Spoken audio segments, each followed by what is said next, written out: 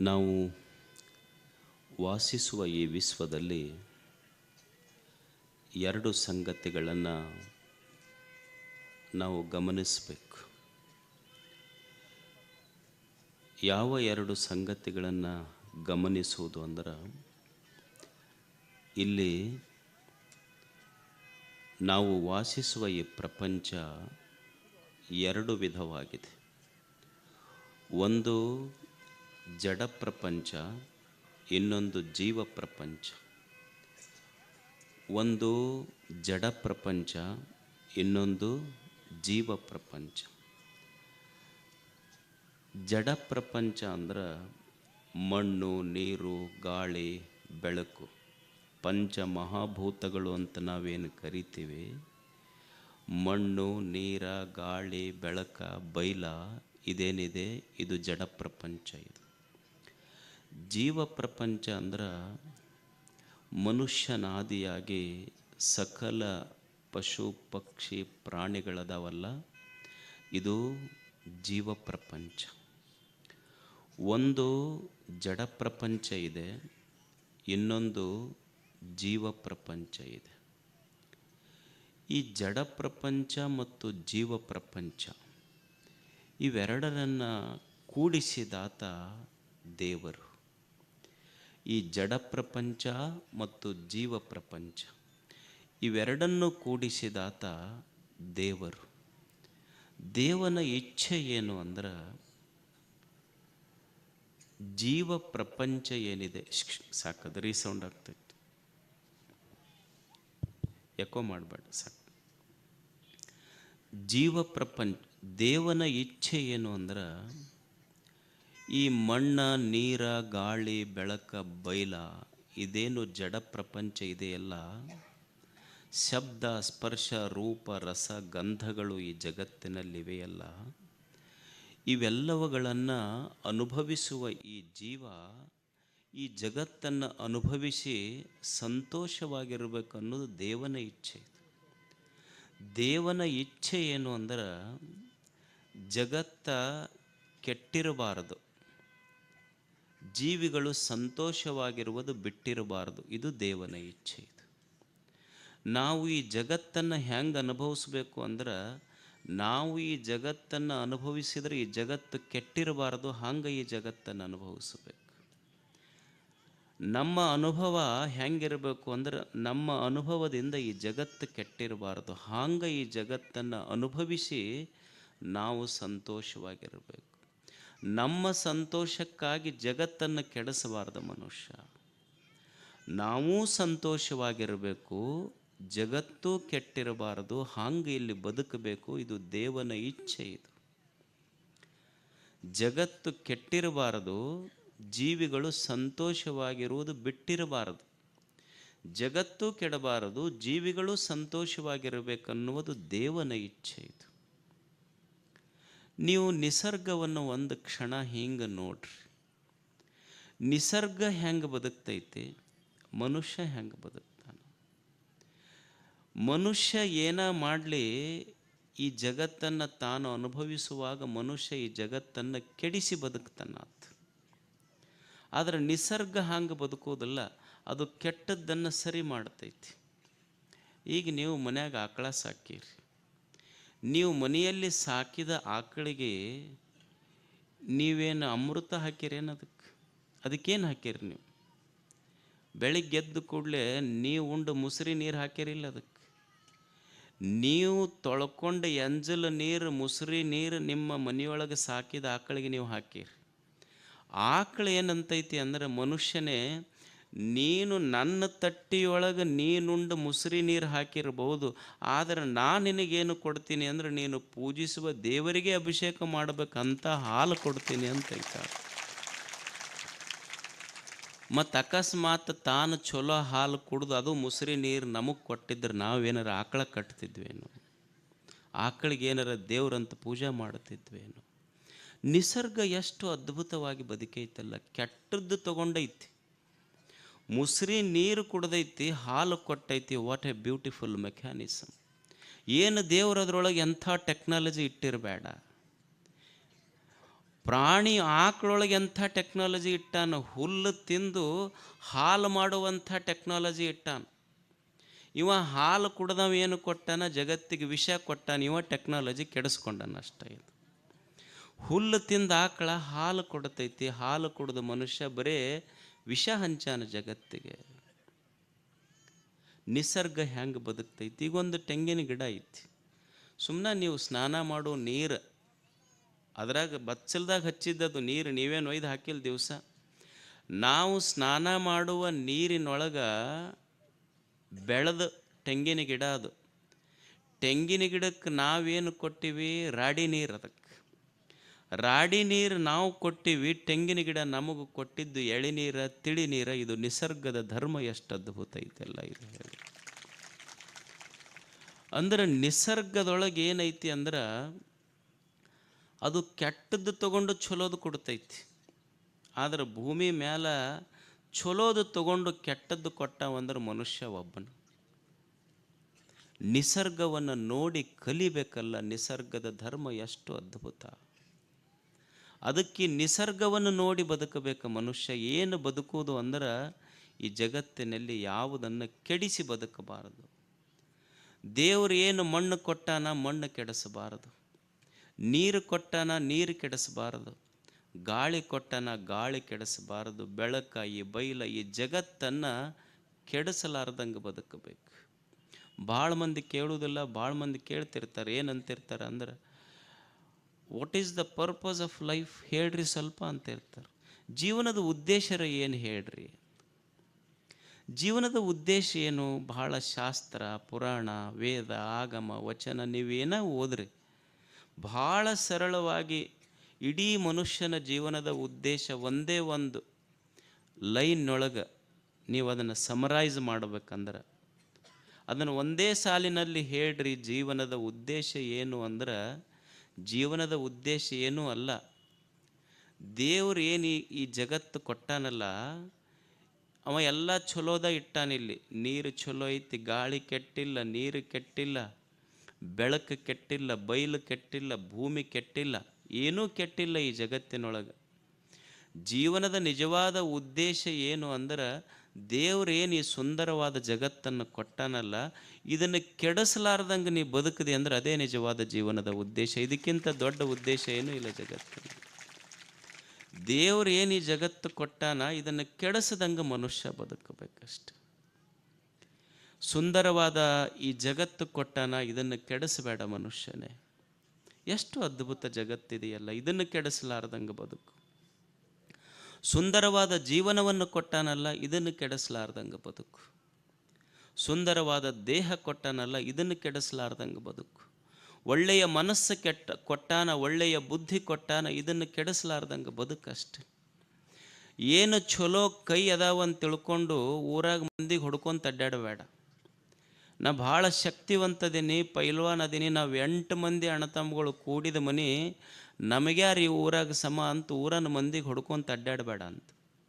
ದೇವ್ರೇನು 2 ಕೈ ಕೊಟ್ಟಾನಲ್ಲ, ನೀವು ನೋಡಿ ಭಾಳ ಶಕ್ತಿವಂತದಾನಂದ್ರೆ 8 ಮಂದಿಗೆ ಹೊಡಿಬೋದು ನೀನು ಅಷ್ಟು. ಭಾಳ ದೇವ್ರು ನಿನ್ನ ರಟ್ಟಿಯೊಳಗೆ ಶಕ್ತಿ ಕೊಟ್ಟಾನ ಅಂದ್ರೆ 8 ಮಂದಿಗೆ ಹೊಡೆದು ಮುಟ್ಟಬಹುದು. ಆದರೆ ಈ ತೋಳುಗಳ ಸಾಮರ್ಥ್ಯ ಇಷ್ಟೇ ಅಲ್ಲ.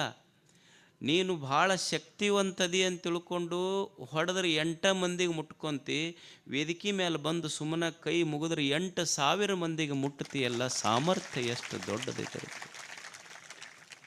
ದೇವರ ಕೈ ಕೊಟ್ಟಾನಲ್ಲ, ಇದನ್ನು ಬಳಸಬೇಕಲ್ಲ ಮನುಷ್ಯ. ಏನು ಬುದ್ಧಿ ಕೊಟ್ಟಾನ, ಇದನ್ನು ಕೆಟ್ಟದಕ್ಕೆ ಬಳಸಬಾರದು. ಸುಮ್ಮನೆ ಇದ ಕೈಗಳನ್ನು ಬಳಸಿ ಬೇಲೂರು ಹಳೆಬೀಡುಗಳನ್ನು ನಿರ್ಮಾಣ ಮಾಡಲಿಲ್ಲೇನು? ಒಬ್ಬ ಕಲ್ಲು ಕೆತ್ತವ ಹಂಪಿ ನಿರ್ಮಾಣ ಮಾಡಿದ. ಏನು ಅವನಿಗೇನು ಬೇರೆ ಕೈ ಕೊಟ್ಟಿದ್ದು ನನ್ನ ದೇವರು? ಇದ ಕೈ ಕೊಟ್ಟಾನಷ್ಟೆ.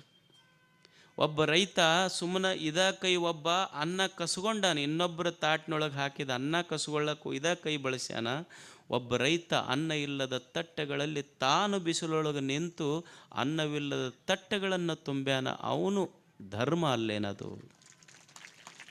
ಬಳಸುವ ರೀತಿ ಅಷ್ಟೇ ಇದು. ಇದೇ ಬುದ್ಧಿಯನ್ನು ಬಳಸಿ ಒಬ್ಬ ಕಾಳಿದಾಸ ನಿರ್ಮಾಣ ಆದ, ಒಬ್ಬ ಐನ್ಸ್ಟೀನ್ ನಿರ್ಮಾಣ ಆದ, ಒಬ್ಬ ವಿಶ್ವೇಶ್ವರಯ್ಯ ನಿರ್ಮಾಣ ಆದ. ಇದೇ ಬುದ್ಧಿ ಬಳಸಲಿಲ್ಲೇನವರು? ಇವತ್ತು ನೀವು ಮಂಡ್ಯ ಮೈಸೂರು ಕಡೆ ಹೋದ್ರೆ ಅಲ್ಲಿ ಹಸಿರ, ಅಲ್ಲಿ ತೆಂಗ, ಅಲ್ಲಿ ಗದ್ದೆ, ಅಲ್ಲಿ ಕಬ್ಬ, ಅಡಿಕೆ ತೋಟ ನೋಡಿದ ಜನ ಏನು ಟ್ರೈನು ಬಸ್ನೊಳಗೆ ಹೋಗ್ತಿರ್ತಾರಲ್ಲ, ಅವರು ಇದು ತೆಂಗ, ಇದು ಕಬ್ಬ, ಇದು ಗದ್ದೆ ಅಂತ ಅನ್ನೋದಿಲ್ಲಂತ. ಆ ಹಸಿರು ನೋಡಿ ಕಾಣುವ ಹಸಿರೆಲ್ಲ ತೋರಿಸಿ ಜನರಿಗೆ ಹೇಳ್ತಿರ್ತಾರಂತ, ಇದೆಲ್ಲ ವಿಶ್ವೇಶ್ವರಯ್ಯ, ಇದೆಲ್ಲ ವಿಶ್ವೇಶ್ವರಯ್ಯ. ಅಂದ್ರೆ ಹಸಿರು ಕನ್ನಂಬಾಡಿ KRS ಅಕಸ್ಮಾತ್ ವಿಶ್ವೇಶ್ವರಯ್ಯ ಕಟ್ಟದಿದ್ರೆ ಅದ್ರ ಹಸಿರು ಆಗ್ತಿತ್ತೇನು? ಹಸಿರ ಒಣಗುತ್ತಿತ್ತು, ಹಸಿರಿಗೆ ಉಸಿರಾಗಿ ನಿಂತಿದ್ದ ವಿಶ್ವೇಶ್ವರಯ್ಯ. ಏನು ಬುದ್ಧಿ ಬಳಸಿದ್ರೆ ಅವರೆಲ್ಲ. ನಮ್ಮ ಬುದ್ಧಿ ಚಲೋದಕ್ಕೆ ಬೆಳೆಸಿಲ್ಲ. ಯಾರ ಮನೆಗೆ ಹೋಗಿ ಬೆಂಕಿ ಹಚ್ಚಬೇಕು, ಯಾವ ಊರಾಗ ಹೆಂಗೆ ಜಗಳ ಹಚ್ಚಬೇಕು, ಏನು ಬುದ್ಧಿ ಬಳಸಿವಿ ನಾವು? ಮನುಷ್ಯನ ಬುದ್ಧಿ ಕೆಟ್ಟೈತಷ್ಟೆ. ದೇವರು ಕೊಟ್ಟ ಬುದ್ಧಿ ನಾವು ಕೆಡಿಸ್ಕೊಂಡಿವಿ. ಈಗ ನೋಡಿ, ಅಷ್ಟು ಚಲೋ ಮಾತು ಕೇಳಕ್ಕೆ ಇಷ್ಟು 4 ಮಂದಿ ಕುಂತೀರಿ, ಏನು ಒಳ್ಳೆಯ ಮನಸ್ಸುಗಳು. ಏನು ನಾಟಕ ನೋಡಕ್ಕೆ ಹೋಗ್ಯಾನ, ನಾಟಕ ನೋಡಕ್ಕೆ ಇಷ್ಟು ಮೈ ಮರ್ತಾನಲ್ಲ, ಬುದ್ಧಿ ಭ್ರಮಣೆ ಆಗೈತವ. ನಾಟಕ ನೋಡಿ ಮನೆಗೆ ಹೋಗಲಿಲ್ಲ, ಹಂಗೆ ಊರು ಓಣಿ ಹಿಡಿದು ಮುಂದಿನ ಮನೆಗೆ ಹೋದವ. ಏನು ನಾಟಕದವ್ರು ನೋಡಿ, ಬಣ್ಣ ಹಚ್ಕೊಂಡವ್ರು ನೋಡಿ ಅಂದ, ನಮ್ಮ ಮನೆಯವ್ರು ಇಷ್ಟು ಚಂದಿಲ್ಲ. ಬಣ್ಣ ಹಚ್ಕೊಂಡವ್ರು ನೋಡಿ ನಮ್ಮ ಮನೆಯವ್ರು ಇಷ್ಟು ಚಂದಿಲ್ಲ ಅಂದ. ಸ್ವಲ್ಪ ಮನುಷ್ಯ ವಿಚಾರ ಮಾಡಬೇಕಲ್ಲ. ಬಣ್ಣ ಹಚ್ಕೊಂಡವ್ರು ಅದಾರ, ನಿನ್ನ ಬದುಕಿಗೊಬ್ಬರು ಬಣ್ಣ ಕೊಟ್ಟವ್ರು ಅದಾರ. ಹಚ್ಕೊಂಡು ಬಣ್ಣ ಹೋಗ್ತೈತೆ ಹೊರತು ಬಣ್ಣ ಕೊಟ್ಟವ್ರು ಬದುಕ ಕೊಟ್ಟಿರ್ತಾರೆ ನಿನಗಲ್ಲ. ಒಂದು ಸ್ವಲ್ಪ ವಿಚಾರ ಮಾಡಬೇಕಾಗಿತ್ತಲ್ಲ, ಹೋಗುವ ಬಣ್ಣ ಯಾವುದು, ಇರುವ ಬಣ್ಣ ಯಾವುದು ಅನ್ನೋದು ಬುದ್ಧಿಯಿಂದ ಸ್ವಲ್ಪ ವಿಚಾರ ಮಾಡಬೇಕಲ್ಲ. ಮನುಷ್ಯನಿಗೆ ದೇವರು ಬುದ್ಧಿ ಕೊಟ್ಟಾಗ ಈ ಬುದ್ಧಿ ಕೆಡಿಸ್ಕೊಂಡು ಬದುಕಬಾರ್ದು ಮನುಷ್ಯ. ಏನು ಮನಸ್ಸು ಕೊಟ್ಟಾನ, ಈ ಮನಸ್ಸನ್ನು ಕೆಡಿಸಬಾರ್ದು. ಎಷ್ಟು ಸುಂದರವಾದ ಮನಸ್ಸು, ಈ ಮನಸ್ಸಿನೊಳಗೆ ದ್ವೇಷ ತುಂಬುದ್ರ ಎದಕ್ಕೆ ಬಂತ ಹೇಳಿ? ಒಂದಿಷ್ಟು ಪ್ರೇಮದ ಮಾತುಗಳನ್ನು ಆಡಿದ್ರೆ ಊರ ಅಷ್ಟು ಚಂದ ಆಗ್ತಿರ್ತದೆ. ಮನಸ್ಸು ಕೆಡಿಸಬೇಡ ಮನುಷ್ಯನೇ, ಬುದ್ಧಿ ಕೆಡಿಸಬೇಡ, ಇಂದ್ರಿಯಗಳನ್ನು ಕೆಡಿಸಬೇಡ, ಮನಸ್ಸು ಕೆಡಿಸಬೇಡ, ದೇವರು ಕೊಟ್ಟ ಈ ದೇಹವನ್ನು ಕೆಡಿಸಬೇಡ. ಇದರೊಳಗೆ ಏನು ತುಂಬಬೇಕು ಅದನ್ನು ತುಂಬಬೇಕಷ್ಟೆ. ತುಂಬಲಾರ್ದು ತುಂಬದಿ ಅಂದ್ರೆ ದೇಹ ಕೆಟ್ಟು ಹೋಗ್ತೈತೆ ಅಷ್ಟೆ. ಏನು ಕುಡಿಬೇಕು ಅದನ್ನು ಕುಡಿಬೇಕು.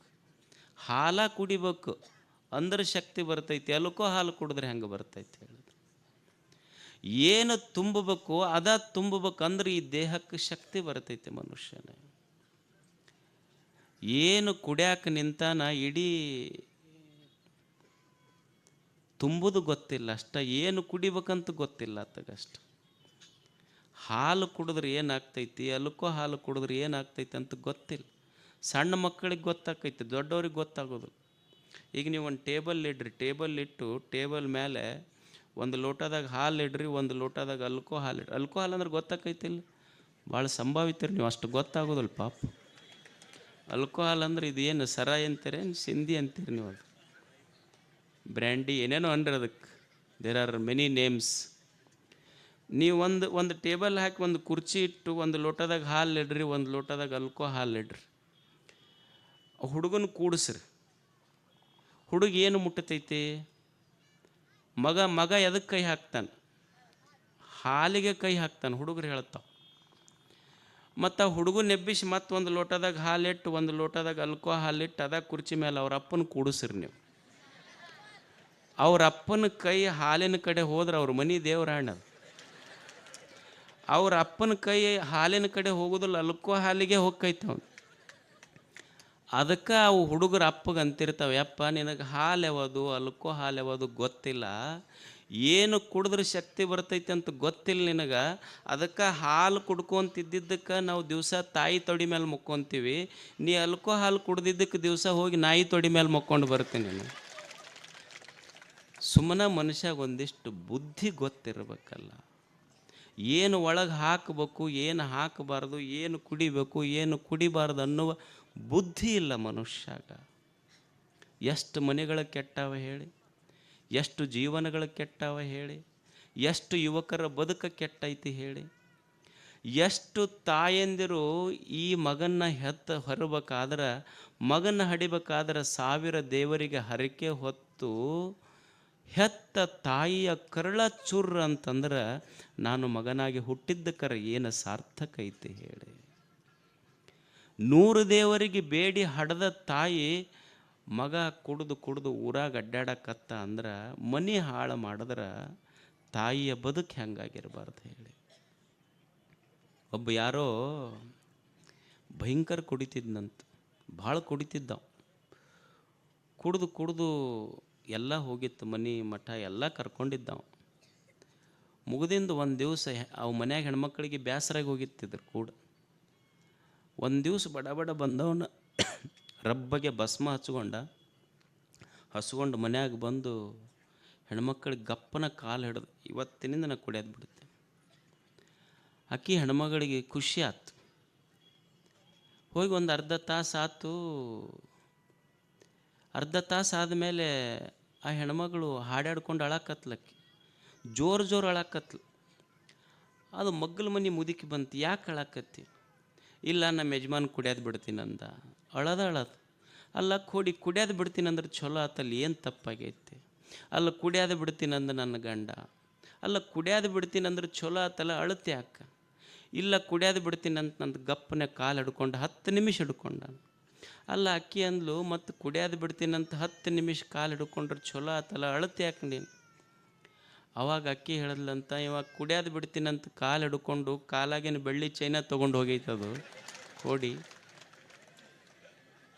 ಬೆಳ್ಳಿ ಚೈನನ ತೊಗೊಂಡು ಹೋಗೈತದು. ಮತ್ತು ಹಿಂಗಾದ್ರೆ ಬದುಕು ಕಟ್ಟಾವ ಯಾವಾಗ ನೀನು ಹೇಳಿ?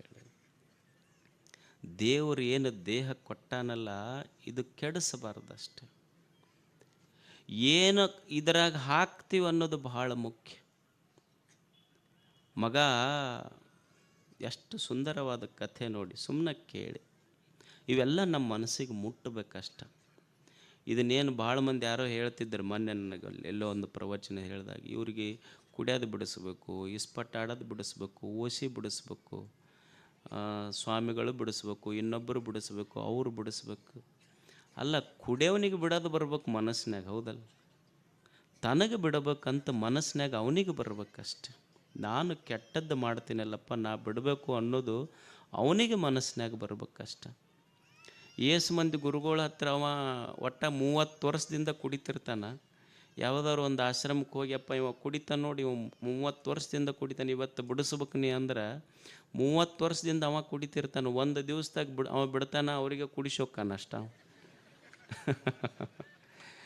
ಹ್ಯಾಂಗೆ ಬಿಡಿಸೋದು? ನನ್ನ ಆತ್ಮಕ್ಕೆ ತಿಳಿಬೇಕಲ್ಲ, ನಾ ಕೆಟ್ಟದ್ದು ಮಾಡಾಕತ್ತೇನೆ. ಎಷ್ಟು ಸುಂದರವಾದ ಕಥೆ ಕೇಳಿ. ಯುವಕರು ಕೇಳಬೇಕು, ಹಿರಿಯರಿಗೆ ಕೇಳಬೇಕು. ಇದು ಪರಿವರ್ತನೆಯ ಕ್ಷಣ, ಇದು ಅಷ್ಟೆ. ಏನು ಪರಿವರ್ತನೆ ಅಂದ್ರೆ ಎಲ್ಲೋ ಹೋಗಿ ಹಿಮಾಲಯದೊಳಗೆ ಸಾಕ್ಷಾತ್ಕಾರ ಆಗೋದಲ್ಲ. ಈ ಕ್ಷಣ ನನ್ನ ಮನುಷ್ಯನೊಳಗೆ, ಮನುಷ್ಯ ಕೆಟ್ಟವಾಗ್ಲಿಕ್ಕೆ ನಿನಗೆ 30 ವರ್ಷ ಹಿಡಿಬೋದು. ಒಳ್ಳೆಯವನಾಗಲಿಕ್ಕೆ ನಾನು ಈ ಕ್ಷಣ ನನ್ನ ದುಶ್ಚಟಗಳನ್ನು ಬಿಡ್ತೀನಪ್ಪ, ನಾ ಒಳ್ಳೆಯವನಾಗ್ತೀನಿ ಅನ್ನುವ ಸಂಕಲ್ಪ ಈ ಕ್ಷಣ ಬಂದರೆ ಈ ಕ್ಷಣಕ್ಕೆ ನೀನು ಸಂತ ಅಷ್ಟೆ, ಒಳ್ಳೆಯ ವ್ಯಕ್ತಿ ಅಷ್ಟೆ. ಕೆಟ್ಟವಾಗಲಿಕ್ಕೆ 30 ವರ್ಷ ಹಿಡಿಬೋದು, ಒಳ್ಳೆಯವನಾಗಲಿಕ್ಕೆ 3 ನಿಮಿಷ ಸಾಕಷ್ಟೇ. ಭಾವ ಶುದ್ಧ ಆದರೆ ಮನುಷ್ಯ ಒಳ್ಳೆಯವನಾಗ್ತಾನೆ ಅಷ್ಟೆ. ಏನು ಒಂದು ಹುಡುಗ ಸಣ್ಣ ಹುಡುಗ ಒಂದು 5-6ನೇ ಕ್ಲಾಸ್ ಓದ್ತಿತ್ತಂತ. 5-6ನೇ ಕ್ಲಾಸ್ ಓದುವ ಹುಡುಗ ತಂದೆ ತೀರ್ಕೊಂಡಿದ್ದಂತ. ಅದು ಒಂದು ಈ ಬಾರ್ ಆ್ಯಂಡ್ ರೆಸ್ಟೋರೆಂಟ್ ಅಂತ ಇರ್ತಾವಲ್ಲ, ಅಲ್ಲಿ ಕೆಲಸ ಮಾಡ್ತಿತ್ತಂತ. ಸಣ್ಣ ಮಗ 5ನೇ ಕ್ಲಾಸ್, ಅಪ್ಪ ತೀರ್ಕೊಂಡಾನ. ಸಣ್ಣ ಮಗು ಬಾರಿನೊಳಗೆ ಅದೇನು ಸಪ್ಲೈ ಮಾಡೋದಂತಾರಲ್ಲ, ಅಲ್ಲಿ ಕೆಲಸ ಮಾಡ್ತಿತ್ತು. ಅವ್ವ ಜಡ್ಡಿಗೆ ಬಿದ್ದು ಹಾಸಿಗೆ ಹಿಡ್ದಾಳ. ಇದು ಸಾಯಂಕಾಲ ಕೆಲಸ ಮಾಡ್ತಿತ್ತಂತ. ಒಬ್ಬ ವ್ಯಕ್ತಿ ಆ ಬಾರಿಗೆ ಹೋಗಿ ಆ ಮಗುವಿಗೆ ಹೇಳಿದ್ನಂತ, ನಿಮ್ಮಂಥ ಸಣ್ಣ ಹುಡುಗರು ಇಲ್ಲಿ ಬರಬಾರ್ದಪ್ಪ ನೀವು. ಅಲ್ಲೇನು ರೆಸ್ಟೋರೆಂಟಿಗೆ ಹೋದೊಬ್ಬ ಯಜಮಾನ ಹೇಳಿದ್ನಂತ, ನಿಮ್ಮಂಥ ಸಣ್ಣ ಮಕ್ಕಳು ಈ ಬಾರ್ ಆ್ಯಂಡ್ ರೆಸ್ಟೋರೆಂಟ್ಗಳ ಕೆಲಸಕ್ಕೆ ಬರಬಾರ್ದಪ್ಪ ನೀವು. ಆವಾಗ ಸಣ್ಣ ಮಗು ಹೇಳಿದ್ನಂತ, ನಿಮ್ಮಂಥ ತಂದೆ ಈ ಬಾರಿಗೆ ಬರದ ಇದ್ದಿದ್ರೆ ನಮ್ಮಂಥ ಮಕ್ಕಳು ಬರುವ ಅವಶ್ಯಕತೆನೇ ಬರ್ತಿರಲಿಲ್ಲ ಇಲ್ಲಿ. ನಿಮ್ಮಂಥ ತಂದೆ ಇಲ್ಲಿಗೆ ಬರೋದು ಬಿಟ್ಟಿದ್ರೆ ನಮ್ಮಂಥ ಮಕ್ಕಳು ಯಾಕೆ ಇಲ್ಲಿ ಬರ್ತಿದ್ರು ಹೇಳಿ. ಅದಕ್ಕೆ ಮನುಷ್ಯನಿಗೆ ಗೊತ್ತಿರಬೇಕು, ದೇವರು ಕೊಟ್ಟ ಈ ದೇಹದೊಳಗೆ ಏನು ತುಂಬಬೇಕು, ಏನು ತುಂಬಬಾರದು ಅನ್ನೋದು ಗೊತ್ತಿರಬೇಕಷ್ಟೆ. ಏನು ತುಂಬಿದ್ರೆ ಈ ದೇಹ ಕೆಡ್ತೈತಿ, ಏನು ತುಂಬಿದ್ರೆ ಈ ಮನಸ್ಸು ಕೆಡ್ತೈತಿ, ಏನು ತುಂಬಿದ್ರೆ ನಮ್ಮ ಬುದ್ಧಿ ಭಾವಗಳು ಕೆಡ್ತಾವ ಅನ್ನೋದು ನಮಗೆ ಗೊತ್ತಿರಬೇಕಷ್ಟೆ. ಅದಕ್ಕೆ ದೇವರು ಕೊಟ್ಟ ಈ ದೇಹ ಕೆಡಿಸಬಾರ್ದು, ಮನಸ್ಸು ಕೆಡಿಸಬಾರ್ದು, ಬುದ್ಧಿ ಕೆಡಿಸಬಾರ್ದು, ಭಾವನೆಗಳು ಕೆಡಿಸಬಾರ್ದು, ಇಂದ್ರಿಯಗಳು ಕೆಡಿಸಲಾರ್ದಂಗೆ ಬದುಕುವುದೇ ನಿಜವಾದ ಧರ್ಮ ಅಷ್ಟೇ. ಅದೇ ಶ್ರೇಷ್ಠ ಧರ್ಮ. ಯಾಕಂದ್ರೆ ಈ ಮನುಷ್ಯನ ಬದುಕಿಗೆ ಬೆಲೆ ಯಾವುದರಿಂದ ಬರ್ತೈತಿ ಅಂದ್ರೆ, ನೀವು ಈ ಮನಸ್ಸು, ಈ ಬುದ್ಧಿ ಭಾವನೆಗಳೇನು ಕೊಟ್ಟಾನಲ್ಲ ಒಳಗೆ, ಇದರೊಳಗೆ ಏನು ತುಂಬುತ್ತೀರಿ ಅಂದರೂ ಅದರ ಮೇಲೆ ಈ ಜೀವನಕ್ಕೆ ಬೆಲೆ ಬರ್ತೈತಿ, ಈ ದೇಹಕ್ಕೆ ಬೆಲೆ ಬರ್ತೈತಿ. ದೇಹ, body in it self, it doesn't have any value. ದೇಹ ತನ್ನಷ್ಟಕ್ಕೆ ತಾನ ಅದಕ್ಕೇನು ಬೆಲೆ ಇಲ್ಲ. ಈ ದೇಹದೊಳಗೆ, ಮನಸ್ಸಿನೊಳಗೆ ನೀವು ಏನು ತುಂಬುತ್ತೀರಿ ಅನ್ನೋದ್ರ ಮೇಲೆ ಈ ಜೀವನಕ್ಕೆ ಬೆಲೆ ಬರ್ತೈತಿ. ಈಗ ನೀವು ನೋಡ್ರಿ, ಒಂದು ಬಾಟ್ಲಿ ಐತಿ, ಪ್ಲಾಸ್ಟಿಕ್ ಬಾಟ್ಲಿ ಇರ್ತೈತಿ. ಈ ಪ್ಲಾಸ್ಟಿಕ್ ಬಾಟ್ಲಿ ನೀವು ಎಲ್ಲರ ನೋಡ್ರಿ, ನೀರು ಕುಡ್ದು ಒಗೆದಿರ್ತಾರಲ್ಲ, ಅದನ್ನು ಈ ಸಣ್ಣ ಸಣ್ಣ ಮಕ್ಕಳು ಮೋಡ್ಕಕ್ಕೆ ಹಾಕೋರೆಲ್ಲ ಬಾಟ್ಲಿ ತೊಗೊಂಡು ಹೋಗ್ತಿರ್ತಾರೆ. ಪ್ಲಾಸ್ಟಿಕ್ ಚೀಲದಾಗ ತುಂಬ್ಕೊಂಡು ಮೋಡ್ಕಕ್ಕೆ ಒಯ್ದು ಹಾಕ್ತಿರ್ತಾರೆ ಅವ್ರು. ನೀವು ಅವು ಬಾಟ್ಲಿ ತುಂಬೋರಿಗೆ ಕೇಳ್ರಿ, ಅದ್ರಾಗ ಏನೂ ಕಿಮ್ಮತ್ತಿಲ್ಲ, ಸುಮ್ಮನೆ ಚೀಲದಾಗ ತುಂಬ್ಕೊತಿರ್ತಾರೆ, ಒಯ್ದು ಒಗಿತಿರ್ತಾರೆ ಅವನ್ನಷ್ಟ.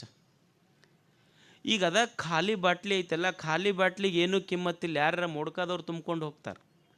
ನೀವು ಅದ ಬಾಟ್ಲಿ ಒಳಗೆ, ಅದೇ ಖಾಲಿ ಬಾಟ್ಲಿ ಒಳಗೆ ಒಂದಿಷ್ಟು ನೀರು, ಚಲೋ ಬಿಸ್ಲೇರಿ ಅಂತ ಇರಲ್ಲ, ಅದನ್ನು ನೀರು ತುಂಬ್ರಿ. ಅದು ಖಾಲಿ ಬಾಟ್ಲಿ ಒಳಗೆ ಬಿಸಿಲೇರಿ ನೀರು ತುಂಬಿದ್ರೆ ಅದು 40 ರೂಪಾಯೋ 30 ರೂಪಾಯಿಗೋ ಬೆಲೆ ಬಾಳ್ತೈತಿ. ಖಾಲಿ ಇದ್ದ ಕಿಮ್ಮತ್ತಿಲ್ಲ, ಮೋಡ್ಕಾದವ್ರು ತೊಗೊಂಡು ಹೋಗ್ತಿದ್ರು. ಆದ್ರೆ ಅದ್ರಾಗ ಚಲೋ ತಾಜಾ ಪ್ಯೂರ್ ನೀರು ತುಂಬಿದ್ರಿ ಅಂದ್ರೆ ಅದು 30 ರೂಪಾಯಿಗೆ ಬೆಲೆ ಬಾಳ್ತೈತಿ. ಮತ್ತು ಅದ ಬಾಟ್ಲಿ ಒಳಗೆ ನೀವು ಚಲೋ ಜವಾರಿ ಆಕಳ ಹಾಲು ತುಂಬಿ ಬಾಟ್ಲಿ ಕೊಡ್ರಿ, ಅದು ಎಷ್ಟಕ್ಕೆ ಹೋಗ್ತೈತಿ? ಅವಾಗ ಅದು 80 ರೂಪಾಯಿ 100 ರೂಪಾಯಿಗೆ ತೊಗೊತಾರೆ. ಮತ್ತು ಅದೇ ಬಾಟ್ಲಿ ಒಳಗೆ ನೀವು ಚಲೋ ಆಕಳು ತುಪ್ಪ ತುಂಬಿ ಕೊಡ್ರಿ, ಅದೇ 1 ಲೀಟ್ರ್ ಅವಾಗ ಅದು 500 ರೂಪಾಯಿ 1000 ರೂಪಾಯಿಗೆ ಮಾರ್ತೈತಿ. ಅಂದ್ರೆ ಇರುವ ಖಾಲಿ ಬಾಟ್ಲಿಗೆ ಕಿಮ್ಮತ್ತಿಲ್ಲ, ಮೋಡ್ಕಕ್ಕೆ ಒಯ್ತಿದ್ರು, ಅದ್ರಾಗ ಚಲೋ ನೀರು ತುಂಬಿದ್ರೆ 30 ರೂಪಾಯಿ ಬೆಲೆ ಬಂತು. ಚಲೋ ಆಕಳ ಹಾಲು ತುಂಬಿದ್ರೆ 80 ರೂಪಾಯಿಗೆ ಬೆಲೆ ಬಂತು. ಅದ್ರೊಳಗೆ ಚಲೋ ಆಕಳು ತುಪ್ಪ ತುಂಬಿದ್ರೆ 500 ರೂಪಾಯಿ 1000 ರೂಪಾಯಿ ಬೆಲೆಗೆ ಬಂತು.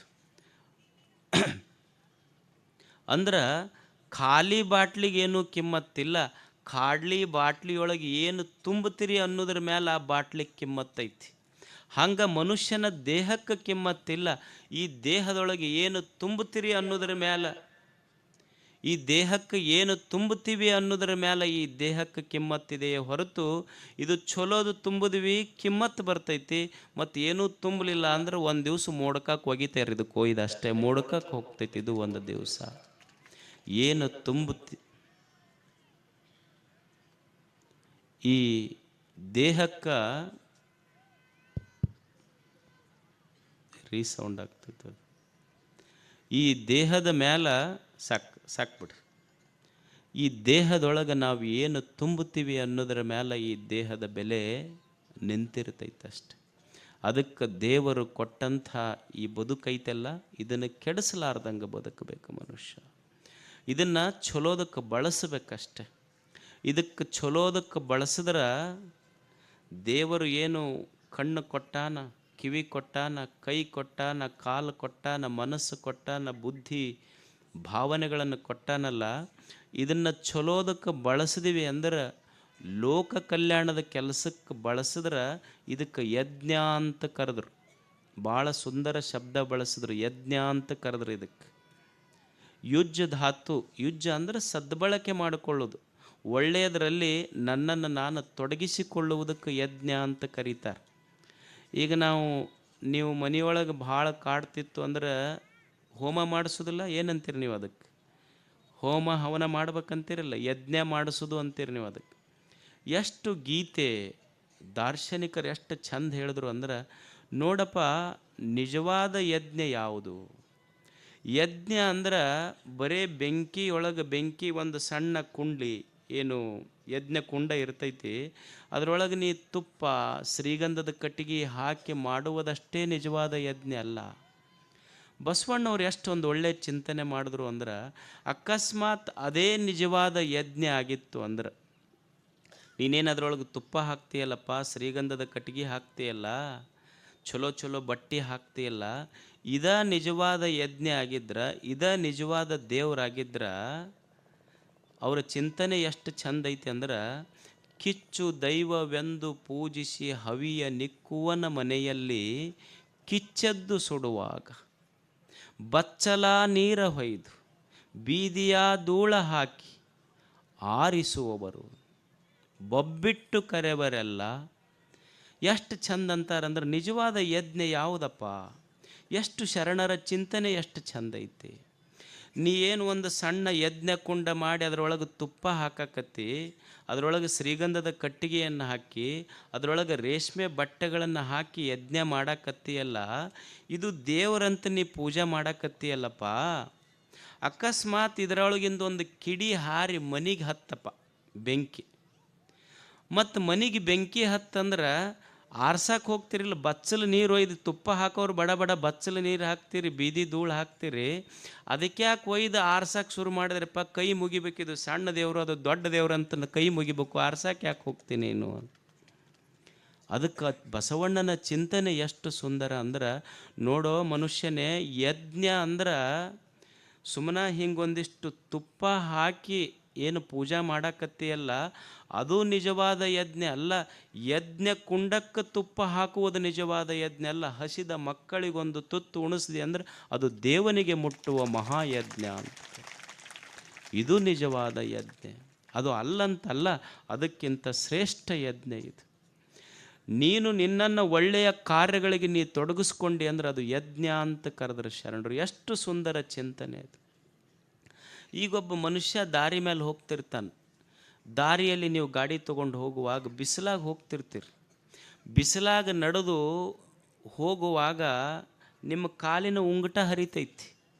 ಉಂಗುಟ ಹರಿದಾಗ ಅಲ್ಲೊಬ್ಬ ಚಪ್ಪಲಿ ಹೊಲಿಯುವಂಥ ಒಬ್ಬ ವ್ಯಕ್ತಿ ತಾನು ಬಿಸಿಲಾಗ ಕುಂತಾನೆ, ತನ್ನಗ ಮ್ಯಾಲೆ ತಲೆ ಮೇಲೆ ಬಿಸಿಲು ಸುಡ್ತಿರ್ತೈತಿ.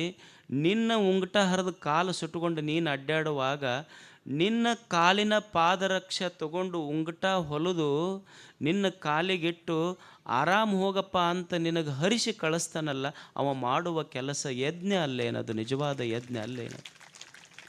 ನೀನು ಹೋಗುವಾಗ ಯಾವುದೋ ಒಂದು ಗಾಡಿ ಪಂಚರ್ ಆಗ್ತೈತಿ, ಗಾಡಿ ಪಂಚರ್ ಆದಾಗ ನಿನ್ನ ಗಾಡಿಗೆ ಹವಾ ತುಂಬಿ ನಿನ್ನ ಪ್ರಯಾಣ ಸುಖಕರವಾಗಲಿ ಅಂತ ಹರಿಸಿ ಕಳಿಸ್ತಾನಲ್ಲ, ಅದು ಯಜ್ಞ ಅಲ್ಲೇನು? ಇವತ್ತು ನಾವು ಚಲೋ ಚಲೋ ಬಿಳೆ ಬಟ್ಟೆ ಹಾಕ್ಕೊಂಡಿವಿ, ಟಾರ್ಚ್ ಹಾಕಿ ಬಿಳೆ ಬಟ್ಟೆ ಹಾಕ್ಕೊಂಡಿವಲ್ಲ, ನಾವಿಷ್ಟು ಚಲೋ ಬಿಳೆ ಬಟ್ಟೆ ಹಾಕೋಬೇಕಾದ್ರೆ ಇದು ಬಂದಿದ್ದೆಲ್ಲಿಂದ ಹೇಳಿ? ಏನು ಅಂತರ್ಲೆ ಬಂದೈತೇನು? ನಾವಿಷ್ಟು ಚಲೋ ಬಿಳೆ ಬಟ್ಟೆ ಹಾಕೋಬೇಕಾದ್ರೆ ಯಾವನೋ ಒಬ್ಬ ರೈತ ಹೊಲದಲ್ಲಿ ತನ್ನ ಮುಖ ಬೆನ್ನು ಕರ್ರಗೆ ಮಾಡಿಕೊಂಡು ನಮಗೆ ಬಿಳೆ ಬಟ್ಟೆ ಅವ ಹತ್ತಿ ಹೊಲದಾಗ ತನ್ನ ಮುಖ ಬೆನ್ನು ಕರ್ರಗೆ ಮಾಡಿಕೊಳ್ಳಾರ್ದ ಹತ್ತಿ ಯಜ್ಞ ಅಲ್ಲೇನು? ಹಾಗಾದ್ರೆ ಯಜ್ಞ ಅಂತಂದ್ರೆ ದೇವರು ಕೊಟ್ಟ ಈ ಜೀವನವನ್ನು ಮನುಷ್ಯ ಒಳ್ಳೆಯದಕ್ಕೆ ತೊಡಗಿಸಿಕೊಳ್ಳಬೇಕು, ಅದು ನಿಜವಾದ ಯಜ್ಞ. ಅದು ಅಷ್ಟೆ.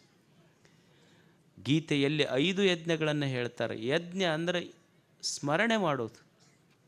ದೇವರೇನಿ ಬದುಕು ಕೊಟ್ಟಾನಲ್ಲಪ್ಪ, ದೇವರಿಗೊಂದು ಸ್ಮರಣೆ ಮಾಡು. ಭಗವಂತನೇ, ಇಂಥದ್ದೊಂದು ಸುಂದರ ಜೀವನ ನನಗೆ ಕೊಟ್ಟಿಯಲ್ಲಪ್ಪ, ಕಣ್ಣು ಕೊಟ್ಟು, ಕೈ ಕೊಟ್ಟು, ಕಾಲು ಕೊಟ್ಟು 100 ವರ್ಷಗಳ ಸುಂದರವಾದ ಜೀವನ ಕೊಟ್ಟಿಯಲ್ಲ.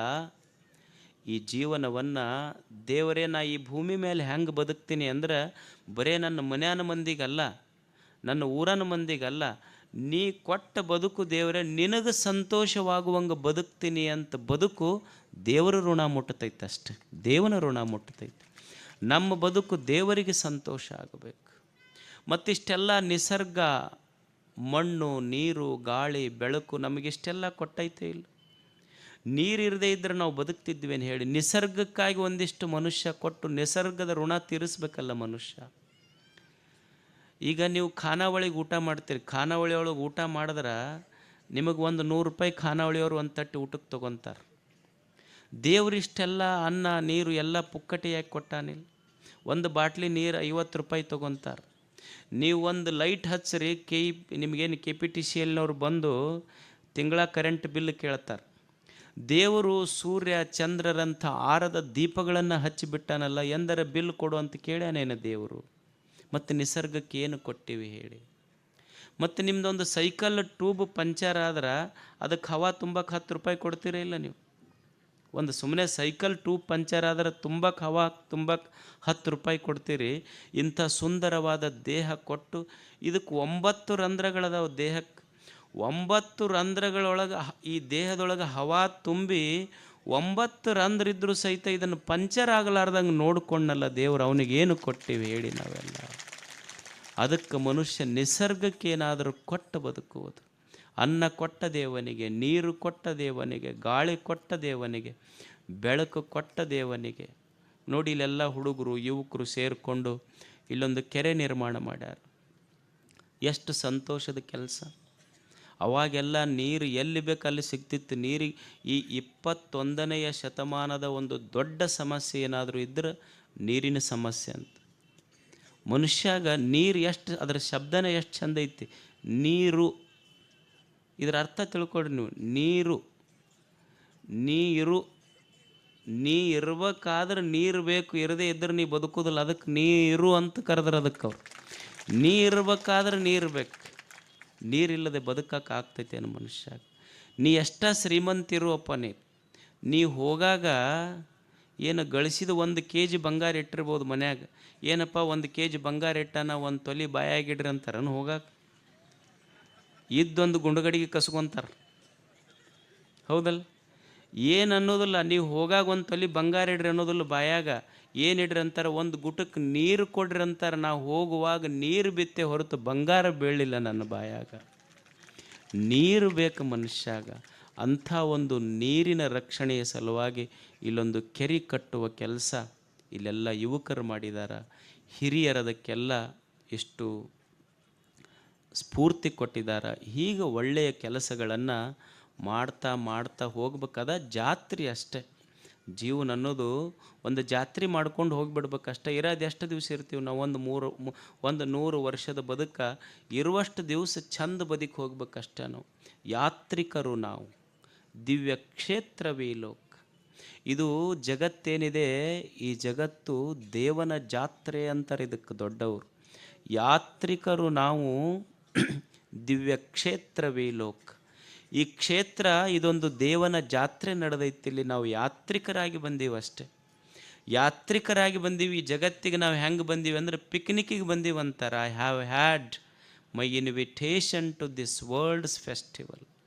ಇದು ದೇವನ ದಿವ್ಯ ಜಾತ್ರೆ. ಇದು ಈ ಜಾತ್ರೆಗೆ ನಾವು ಎದಕ್ಕೆ ಬಂದೀವಿ ಅಂದರೆ ಪಿಕ್ನಿಕ್ಕಿಗೆ ಬಂದೀವಿ ಅಂತಷ್ಟೇ. ದೇವರು ನಮಗೊಂದು ಪಿಕ್ನಿಕ್ಕಿಗೆ ಕೊಟ್ಟು ಕಳಿಸ್ಯಾನಿಲ್ಲ. ಈಗ ತಾಯಿ ಕಳಿಸೋದಿಲ್ಲ, ಪಿಕ್ನಿಕ್ಕಿಗೆ ಹೆಂಗೆ ಕಳಿಸ್ತಾಳೆ ಮಕ್ಕಳಿಗೆ ತಾಯಿ ಹೆಂಗೆ ಪಿಕ್ನಿಕ್ಕಿಗೆ ಹೋಗ್ಯಾರ ಇಲ್ಲಿ ಕಳಿಸಿರಿಲ್ಲ ನೀವು? ತಾಯಿ ಅಂದರೆ ಎಲ್ಲ ಮಕ್ಕಳಿಗೆ ಹೆಂಗೆ ಕಳಿಸಿರ್ತೀರಿ? ಅವಕ್ಕೆ ತಾಯಿ ಏನು ಮಾಡ್ತಾಳೆ? ರೊಟ್ಟಿ, ಚಿತ್ರಾನ್ನ, ಪಲ್ಯ, ಎಲ್ಲ ಸ್ವೀಟು ಎಲ್ಲ ಕಟ್ಟಿ ಮಗನಿಗೆ ಹೇಳ್ತಾಳೆ, ನೋಡಪ್ಪ ನಿನ್ನ ಸಲುವಾಗಿ ಏನು ಬೇಕು ಅದನ್ನೆಲ್ಲ ಕಟ್ಟೀನಿ, ಮತ್ತು ನಿನ್ನ ದೋಸ್ತರ ಸಲುವಾಗಿ ಒಂದಿಷ್ಟು ಕಟ್ಟೀನಿ, ತೊಗೊಂಡು ನೀನು ಚಂದ ಉಂಡು ನಿಮ್ಮ ದೋಸ್ತರಿಗೆ ಉಣಿಸಿ ಚಂದ ಜಾತ್ರೆ ಮಾಡಬಾ ಅಂತ ತಾಯಿ ಪಿಕ್ನಿಕ್ಕಿಗೆ ಹೋಗಬಾ ಅಂತ ತಾಯಿ ಕಳಿಸಿರ್ತಾಳೆ. ಇವ ಅವು ಕಟ್ಟಿದ ಬುತ್ತಿ ತೊಗೊಂಡು ಹೋತು ಪಿಕ್ನಿಕ್ಕಿಗೆ ಎಲ್ಲ ದೋಸ್ತರಿಗೆ ಕೂಡ ಹೋಗಿವ ಏನು ಮಾಡ್ದೆ? ಅವು ಕಟ್ಟಿದ ಬುತ್ತಿ ಉಣ್ಲಿಲ್ಲ. ಅದನ್ನು ಇನ್ನೊಬ್ರು ಏನು ಹುಡುಗರು ಬುತ್ತಿ ತಂದಿದ್ರಲ್ಲ, ಆ ಬುತ್ತಿ ಒಂದಿಷ್ಟು ಹರಿದ, ಅವ್ರದ್ದು ಒಂದಿಷ್ಟು ಚೆಲ್ದ, ಇನ್ನೊಬ್ಬರು ಕೂಡ ಒಂದಿಷ್ಟು ಜಗಳ ಆಡ್ದ, ಅವ್ರ ಅಂಗಿ ಹರಿದ, ತನ್ನ ಅಂಗಿ ಹರ್ಕೊಂಡು ಮನೆಗೆ ಬಂದು ಕೂಡಲೇ ಅವು ನೋಡಿದ್ಲು. ನೋಡಿ, ಅಲ್ಲೋ ನೀನು ಉಂಡು ಚಂದಿರು ಅಂತ ಪಿಕ್ನಿಕ್ಕಿಗೆ ಹೋಗಿ ಬಾ ಅಂತ ನಿನಗೆ ಬುತ್ತಿ ಕಟ್ಟಿದ್ದೆ, ರೊಟ್ಟಿ ಕಟ್ಟಿದ್ದೆ, ಚಲೋ ಬಟ್ಟೆ ಹಾಕಿ ಕಳಿಸಿದ್ದೆ, ನಿನ್ನ ರೊಟ್ಟಿನೂ ಉಣ್ಲಿಲ್ಲ, ಮಂದಿ ಬುತ್ತಿನೂ ಕೆಡಿಸಿ ಅಂಗಿ ಹರ್ಕೊಂಡು ಬಂದೆಲ್ಲ, ನಿನಗೆ ಇನ್ನೊಮ್ಮೆ ಪಿಕ್ನಿಕ್ಕಿಗೆ ಕಳಿಸೋದಿಲ್ಲ ನೋಡು ಅನ್ನೋದಿಲ್ಲ ತಾಯಿ ಅಂತಾಳಿಲ್ಲಿ. ನಿನಗೆ ಇನ್ನೊಮ್ಮೆ ಪಿಕ್ನಿಕ್ಕಿಗೆ ಕಳಿಸೋದಿಲ್ಲ. ಹಂಗೆ ದೇವರು ಅನ್ನುವಂಥ ತಾಯಿ ನಮಗೆ ಈ ಜಗತ್ತನ್ನು ನೋಡೋಕೆ ಪಿಕ್ನಿಕ್ಕಿಗೆ ಕಳಿಸ್ಯಾಳಾಕಿ. ದೇವರು ಪಿಕ್ನಿಕ್ಕಿಗೆ ಕಳಿಸ್ಯಾನ ನಮಗೆಲ್ಲ. ನಮಗೇನು ಕೊಟ್ಟಾನ? ನಂಬುದು ಚಂದ ಉಂಡು ತಿಂದು ಇನ್ನೊಬ್ಬರಿಗೆ ನಮ್ಮ ತುತ್ತಿನೊಳಗೊಂದಿಷ್ಟು ಕೊಟ್ಟು ಹಂಚಿ ಸಂತೋಷಪಟ್ಟು ಹೋದ್ರೆ ದೇವ್ರಂತಾನೆ ನಿನಗೆ ಇನ್ನೊಮ್ಮೆ ಪಿಕ್ನಿಕ್ಕಿಗೆ ಕಳಿಸ್ತೀನಪ್ಪ ಅಂತಾನೆ. ಮತ್ತು ನಮ್ಮದು ಸರಿಗುಂಡ್ಲಿಲ್ಲ, ಇನ್ನೊಬ್ರದ್ದೊಂದಿಷ್ಟು ಮೋಸ ಮಾಡಿ ವಂಚನೆ ಮಾಡಿ ತಿಂದು ಜಗಳ ಆಡಿ ಊರಿಗೆ ಬೇಸರಾಗಿ ಒಂದು ದಿವ್ಸ ಮ್ಯಾಲೆ ಹೋದ್ರೆ ದೇವ್ರಂತನ ಇದು it is your last picnic, ನಿನಗೆ ಇನ್ನೊಮ್ಮೆ ಪಿಕ್ನಿಕ್ಕಿಗೆ ಕಳಿಸೋದಿಲ್ಲ ಅನ್ನೋದಿಲ್ಲ ಆತ ದೇವ್ರಂತಾನೆ. ಅದಕ್ಕೆ ಚಂದ ಬದುಕಬೇಕು ಮನುಷ್ಯ ಅಷ್ಟೆ. ದೇವರು ಕೊಟ್ಟ ಈ ಸುಂದರ ಜೀವನವನ್ನು ಚಂದ ಬದುಕುವುದೇ ನಿಜವಾದ ಜೀವನ. ಯಾತ್ರಿಕರಾಗಿ ಇಲ್ಲಿ ಬದುಕುವುದು ಅನ್ನುವಂಥ ಮಾತು ಹೇಳಿ ತಾವೆಲ್ಲ ಎಷ್ಟು ಜನ ಕೂಡಿರೋಡು ಇಷ್ಟು ಒಳ್ಳೆಯ ಮಾತುಗಳನ್ನು ಕೇಳಲಿಕ್ಕಾಗಿ ಅಷ್ಟು ಜಾತ್ರೆ ನಡೆದೈತೆ. ಆದರೂ ಅದನ್ನು ಬಿಟ್ಟು ನೀವೆಲ್ಲ ಕುಂತೀರಿ.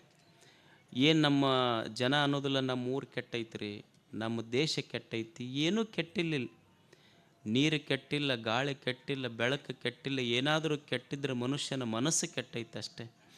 ಇಂಥ ಪರಿಸ್ಥಿತಿಯೊಳಗೂ ಸಹಿತ ಇಷ್ಟು ಸಾವಿರ ಜನ ಎರಡು ಒಳ್ಳೆಯ ಮಾತುಗಳನ್ನು ಕೇಳಲಿಕ್ಕೆ ಕೂತಿರಲ್ಲ. ಕಾಲ ಇನ್ನೂ ಒಳ್ಳೆಯದೈತೆ ಅನ್ನೋದಕ್ಕೆ ಇದೇ ಒಂದು ನಿದರ್ಶನ. ಇದಕ್ಕಿಂತ ದೊಡ್ಡ ನಿದರ್ಶನ ಏನು ಬೇಕು? ಪಾಪ 6 ಗಂಟೆ ಆದರೆ ಯಾರು ಎಲ್ಲೆಲ್ಲಿ ಜೋಲಿ ಹೊಡ್ಕೊತಿರ್ತಿದ್ರು, ಎಲ್ಲರೂ ಇಲ್ಲಿ ಕುಂತಾರಲ್ಲ. ಇದಕ್ಕಿಂತ ಏನು ಒಳ್ಳೆಯ ಕಾಲ ಬರ್ಬೇಕು ಹೇಳ್ರಿ ನಮಗೆ?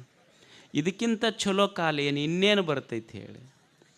ಅದಕ್ಕೆ ಇಷ್ಟು ಹೀಗೆ ಒಳ್ಳೆಯ ಕೆಲಸ, ಒಳ್ಳೆಯ ವಿಚಾರ, ಒಳ್ಳೆಯ ಮನಸ್ಸಿಟ್ಟುಕೊಂಡು ಬದುಕುವುದೇ ನಿಜವಾದ ಜೀವನ ಅಷ್ಟೆ. ಹೀಗೆ ಎಲ್ಲಿ ಒಳ್ಳೆಯ ವಿಚಾರಗಳನ್ನು ಕೇಳುವ ಅವಕಾಶ ಸಿಗ್ತದ ಅದನ್ನು ಕಳ್ಕೋಬಾರ್ದು ಮನುಷ್ಯ.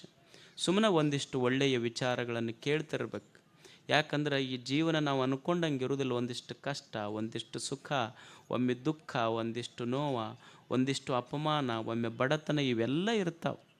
ಇವುಗಳ ಮಧ್ಯದಲ್ಲಿ ಸಂತೋಷವಾಗಿ ಬದುಕುವುದನ್ನು ಕಲಿಬೇಕಾದ್ರೆ ಒಂದಿಷ್ಟು ಚಲೋ ವಿಚಾರಗಳನ್ನು ಕೇಳಬೇಕಾಗ್ತದೆ ಮನುಷ್ಯ. ಈಗ ನಿಮ್ಮ ಮೊಬೈಲ್ ಐತಿ, ನೀವು ಬೆಳಗ್ಗೆ ಎದ್ದು ಕೂಡಲೇ ಚಾರ್ಜ್ ಮಾಡ್ತೀರಿಲ್ಲ, ಚಾರ್ಜ್ ಇಲ್ಲಾರ್ದೆ ನಿಮ್ಮ ಮೊಬೈಲ್ ನಡೀತೈತೆ ಏನು? ಹ್ಯಾಂಗೆ ಕರೆಂಟಿನ ಚಾರ್ಜ್ ಇಲ್ಲಾರ್ದೆ ನಿಮ್ಮ ಮೊಬೈಲ್ ನಡೆಯುವುದಿಲ್ಲವೋ ಹಂಗೆ ದೊಡ್ಡವರ ಶರಣರ ಒಳ್ಳೆಯ ಮಾತಿನ ಚಾರ್ಜ್ ಇಲ್ಲಾರ್ದೆ ಈ ಜೀವನನೂ ನಡೆಸಬಾರ್ದು ಮನುಷ್ಯ. ಇದು ಸಾಮಾನ್ಯ ಜ್ಞಾನ. ಒಳ್ಳೆಯ ಮಾತಿನ ಮುಖಾಂತರ, ಒಳ್ಳೆಯ ವಿಚಾರಗಳ ಮುಖಾಂತರ ಈ ಜೀವನವನ್ನು ಚಾರ್ಜ್ ಮಾಡ್ಕೊತ ಹೋಗ್ಬೇಕು ಮನುಷ್ಯ. ಸಂಸಾರ ಅಂದಮೇಲೆ ಒಮ್ಮೆ ಹೆಚ್ಚು ಕಡಿಮೆ ಇರುವುದಲ್ಲ. ಒಮ್ಮೆ ನಾವು ಅಂದ್ಕೊಂಡಂಗೆ ಎಲ್ಲರೂ ಹೊಗಳ್ತಾರೇನು, ಒಮ್ಮೆ ಅಪಮಾನಗಳಾಗ್ತಾವೆ, ಒಮ್ಮೆ ಬಡತನ ಬರ್ತೈತಿ, ಒಮ್ಮೆ ದುಃಖ ಬರ್ತೈತಿ ಜೀವನದಲ್ಲಿ, ಒಮ್ಮೆ ನೋವುಗಳು ಬರ್ತಾವೆ, ಒಮ್ಮೆ ನಿರಾಶೆಗಳು ಬರ್ತಾವೆ. ಇವುಗಳ ಮಧ್ಯದೊಳಗೆ ಸಂತೋಷದಿಂದ ಬದುಕುವುದನ್ನು ಕಲಿಬೇಕು ಮನುಷ್ಯ. ಅದನ್ನು ಕಲಿಸುವುದು ಚಲೋ ಮಾತು. ಈಗ ನೀವು ಮನ್ಯಾಗ RCC ಹಾಕ್ತಿರಿಲ್ಲ, RCC ಹಾಕಬೇಕಾದ್ರೆ ಚಲೋ ಜಿಂದಾಲ್ ಸಿಮೆಂಟ್ ತಂದಿರಿ, ಜಿಂದಾಲ್ ಕಬ್ಬಣ ತಂದಿರಿ, ಚಲೋ ಸ್ಟ್ರಕ್ಚರಲ್ ಇಂಜಿನಿಯರ್ ನಿಮ್ಮ ಮನೆ ಪ್ಲ್ಯಾನ್ ಮಾಡ್ಯಾನ. ಎಲ್ಲ ಮನೆ RCC ಹಾಕ್ತಿರ್ಲಿ, ಕಬ್ಬಣಕ್ಕೆ ರೊಕ್ಕ ಕೊಟ್ಟಿರಿಲ್ಲ, ಸಿಮೆಂಟಿಗೆ ರೊಕ್ಕ ಕೊಟ್ಟಿರಿ, ಕಂಕರಿಗೆ ರೊಕ್ಕ ಕೊಟ್ಟಿರಿ, ಉಸ್ಕಿಗೆ ರೊಕ್ಕ ಕೊಟ್ಟಿರಿ, ಎಲ್ಲ ರೊಕ್ಕ ಕೊಟ್ಟು ತಂದು RCC ಹಾಕಿರಲ್ಲ. ನೀರಿಗೇನು ರೊಕ್ಕ ಕೊಟ್ಟಿಲ್ಲ, ನೀವು ಸುಮ್ಮನೆ ಬಿಡ್ತೀರಿ ಅದನ್ನು. ಯಾಕೆ ಅದಕ್ಕೆ ನೀರು ಹಾಕ್ಬೇಕು ಹೇಳ್ರಿ? ಎಲ್ಲ ಚಲೋ ಕಬ್ಬಣ ಐತಿ, ಕಂಕರ್ ಐತಿ, ಸಿಮೆಂಟ್ ಐತಿ, ಕಬ್ಬಣ ಐತಿ, ಎಲ್ಲನೂ ಮಾಡಿ ಮಿಕ್ಸ್ ಮಾಡಿ RCC ಹಾಕಿರಲ್ಲ. ಅದಕ್ಕೆ ನೀರು ಯಾಕೆ ಬಿಡ್ಬೇಕು? ಕ್ಯೂರಿಂಗ್ ಮಾಡೋದಂತೀರಿಲ್ಲ ನೀವು. ನೀರು ಯಾಕೆ ಬಿಡ್ಬೇಕು ಅಂದ್ರೆ, ಎಷ್ಟ ರೊಕ್ಕ ಕೊಟ್ಟು ಕಬ್ಬಣ ಸಿಮೆಂಟು ಕಂಕರು ಕಬ್ಬಣ ತಂದು ನೀವು RCC ಹಾಕಿದ್ರೂ ಸಹಿತ ನೀರು ಬಿಡದೇ ಇದ್ದರೆ, ಕ್ಯೂರಿಂಗ್ ಮಾಡದೇ ಇದ್ರೆ ನಿಮ್ಮ RCC ಕ್ರ್ಯಾಕ್ ಬರ್ತೈತದ. ಹೆಂಗೆ ನೀರು ಬಿಡದಿದ್ರೆ ನಿಮ್ಮ RCC ಕ್ರ್ಯಾಕ್ ಬರ್ತೈತಲ್ಲ, ಕ್ಯೂರಿಂಗ್ ಮಾಡದೇ ಇದ್ರೆ ಕ್ರ್ಯಾಕ್ ಬರ್ತೈತಿ. ಹಂಗೆ ಶರಣರ, ದೊಡ್ಡವರ, ಸಂತರ ಮಾತಿನಿಂದ ನಮ್ಮ ಸಂಸಾರವನ್ನು ಕ್ಯೂರಿಂಗ್ ಮಾಡದೇ ಇದ್ರೆ ಇದು ಕ್ರ್ಯಾಕ್ ಬಿಡಕ್ಕೆ ಶುರು ಮಾಡ್ತೈತೆ ಒಂದು ದಿವಸ ಅಷ್ಟೆ. ಕ್ರ್ಯಾಕ್ ಬಿಡಬಾರ್ದು ಅಂದ್ರೆ ಒಂದಿಷ್ಟು ಚಲೋ ಮಾತುಗಳನ್ನು ಕೇಳುವ ಅವಕಾಶ ಸಿಕ್ಕಾಗ ಮನುಷ್ಯ ಕೇಳಬೇಕನ್ನುವಂಥ ಮಾತು ಹೇಳಿ, ದೇವರೇನು ಈ ಬದುಕು ಕೊಟ್ಟಾನಲ್ಲ, ಚಲೋದಕ್ಕೆ ಬಳಸೋದಷ್ಟ, ಒಳ್ಳೆಯದಕ್ಕೆ ಬಳಸಿ ಈ ಜೀವನವನ್ನು ಕಟ್ಟಿಕೋಬೇಕು ಮನುಷ್ಯ. ನಾನು ಪದೇ ಈ ಮಾತು ಹೇಳ್ತೇನೆ. ನನಗೆ ಸುಖ ಬಂದಿದ್ರೆ ನಾನು ಮಾಡಿದ ಪುಣ್ಯದ ಫಲದಿಂದ ಸುಖ ಬಂದಿರ್ತೈತಿ. ನನಗೆ ದುಃಖ ಬಂದಿದ್ರೆ ನಾನು ಮಾಡಿದ ಪಾಪದ ಕೆಲಸದಿಂದ ನನಗೆ ದುಃಖ ಬಂದಿರ್ತೈತಿ. ಸುಖ ದುಃಖಗಳು ನಾನು ಮಾಡಿದ ಪುಣ್ಯ ಮತ್ತು ಪಾಪದ ಫಲಗಳಷ್ಟೇ. ನೀವು ಬೇವಿನ ಬೀಜ ಬಿತ್ತಿ ಮಾವಿನ ಫಲ ಪಡಿಲಿಕ್ಕೆ ಸಾಧ್ಯ ಇಲ್ಲ. ಬೇವಿನ ಬೀಜ ಬಿತ್ತಿದ್ರೆ ಬೇವಿನ ಫಲನ ಬರ್ತೈತಿ, ಮಾವಿನ ಬೀಜ ಬಿತ್ತಿದ್ರೆ ಮಾವಿನ ಫಲನ ಬರ್ತೈತಿ. ಪುಣ್ಯದ ಕೆಲಸ ಮಾಡಿದ್ರೆ ಸುಖ ಬರ್ತೈತಿ, ಪಾಪದ ಕೆಲಸ ಮಾಡಿದ್ರೆ ದುಃಖ ಬರ್ತೈತಿ ಅಷ್ಟೇ. ಇದು ಜೀವನದ ತಾರ್ಕಿಕ ಸತ್ಯ ಇದು. ಅದಕ್ಕೆ ಒಳ್ಳೆಯದನ್ನು ಮಾಡೋದು ಮನುಷ್ಯ. ನಾ ಏನು ಮಾಡೀನಿ ಅದನ್ನು ಈ ಜಗತ್ತಿನೊಳಗೆ ಪಡ್ಕೊತೀನಿ. ಒಬ್ಬ ಮನುಷ್ಯ ದಾರಿ ಹಿಡಿದು ಹೋಗುವಾಗ ಬ್ಯಾಸಿಗೆ ದಿವಸ ಅಲ್ಲ, ಅವನಿಗೆ ಮಾವಿನ ಹಣ್ಣು ನೋಡ್ದು. ಚಲೋ ಹಣ್ಣು ಬಿಟ್ಟಿತ್ತು ಗಿಡದಾಗ, ಅದು ಬೇಲಿ ಹಾಕಿದ್ರು ತೋಟದಾಗ. ಮಾವಿನ ಹಣ್ಣು ನೋಡ್ದವ. ಮಾವಿನ ಹಣ್ಣು ನೋಡಿದ್ದೇನು ಕಾಲು ನೋಡೈತೇನೇನು? ಇಲ್ಲ, ನೋಡಿದ್ದು ಕಣ್ಣು ನೋಡ್ತಲ್ಲ, ಕಣ್ಣು ಹೋಗಲಿಲ್ಲ, ನಡೆದಿದ್ದು ಕಾಲು. ಹಣ್ಣು ನೋಡಿದ್ದು ನಡೆದಿದ್ದು ಕಾಲ. ಮಾವಿನ ಹಣ್ಣು ಹರ್ಕೊಂಡಿದ್ದು ಕೈ, ತಿಂದಿದ್ದು ನಾಲಿಗೆ. ನೋಡಿದ್ದು ನಡೆದಿದ್ದು ಕಾಲ, ಹರ್ಕೊಂಡಿದ್ದು ಕೈ, ತಿಂದಿದ್ದು ನಾಲಿಗೆ. ಮತ್ತು ತಿಂದು ಕೂಡಲೇ ಅವ್ನು ಹೊಲ್ದಾವ ಹೆಂಗೆ ಸುಮ್ಮಿರ್ತಾನೆ, ಬಡಗಿ ತೊಗೊಂಡು ಏಟು ಬಿಟ್ಟನಲ್ಲ, ಏಟು ತಿಂದಿದ್ದು ಬೆನ್ನ. ಎಷ್ಟು ವಿಚಿತ್ರ ಐತಿ ಅಂದ್ರೆ, ಹಣ್ಣು ನೋಡಿದ್ದು ಹಣ್ಣು ನೋಡಿತು, ನೋಡಿದ್ದು ನಡೆದಿದ್ದು ಕಾಲ, ಹರ್ಕೊಂಡಿದ್ದು ಕೈ, ತಿಂದಿದ್ದು ನಾಲಿಗೆ, ಏಟು ತಿಂದಿದ್ದು ಬೆನ್ನ. ಆದ್ರೆ ನೋವಾಗಿ ನೀರು ಬಂದಿದ್ದು ಯಾವುದು ಮೊದಲು ನೋಡಿತ್ತಲ್ಲ ಆ ಕಣ್ಣಾಗ ನೀರು ಬಂತು. ಇದು ಸತ್ಯ, ಇದು ಮನುಷ್ಯ. ಏನು ನೋಡಿತ್ತಲ್ಲ ಅದ ಕಣ್ಣಾಗ ನೀರು ಬಂತೆ ಹೊರತು ಕಾಲಾಗ ಕೈಯಾಗ ಬರಲಿಲ್ಲ. ಯಾವ ನೋಡ್ಯಾನಲ್ಲ ಅವನಿಗೆ ನೀರು ಬಂದೈತೆ ಅಷ್ಟೆ. ನಾವು ಏನು ಮಾಡೀವಿ ಅದನ್ನು ಪಡ್ಕೊತೀವಿ ಜಗತ್ತಿನಲ್ಲಿ.